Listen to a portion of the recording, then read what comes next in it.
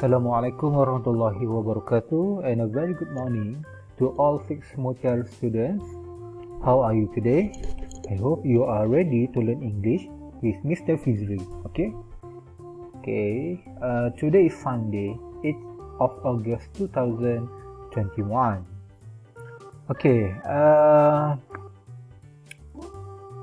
Yes, first of all, I want to show you this is a picture.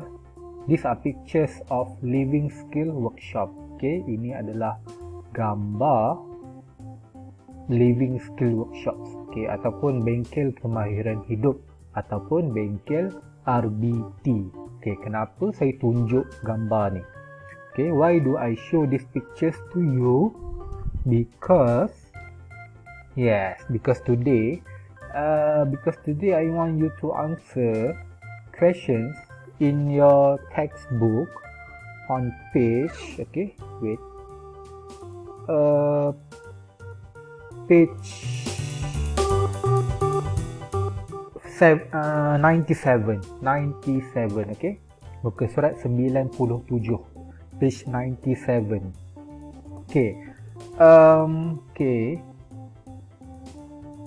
I want you to answer this 1, 2, 3, 4, 5, 6 questions. Copy these questions in your book, in your English book, E1 or E2. E1 boleh, E2 pun boleh. State true or false. Tuliskan betul atau salah.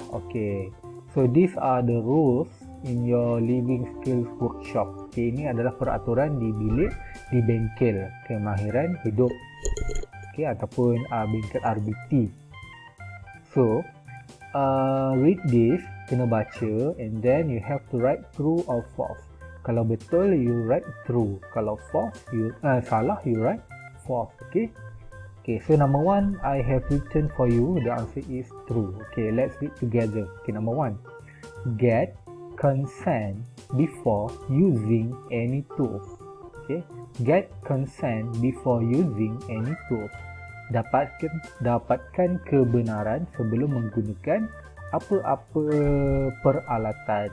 So of course, memang kalau fikir logik pun nak guna peralatan mesti minta kebenaran. So the answer is true. I want you to draw a box. Tulis lukis kotak and then you write true. Number 2, do not put away equipment after each use. Do not put away equipment after each use.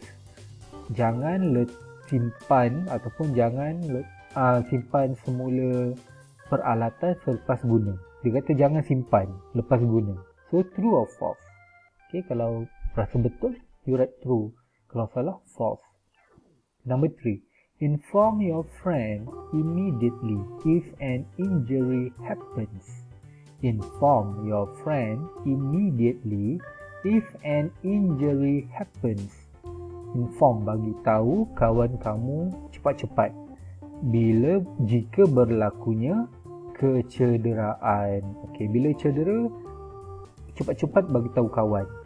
Yes or no? Kalau betul, you write true. Kalau salah, you write false. Actually, you can read from here. Boleh baca dekat sini.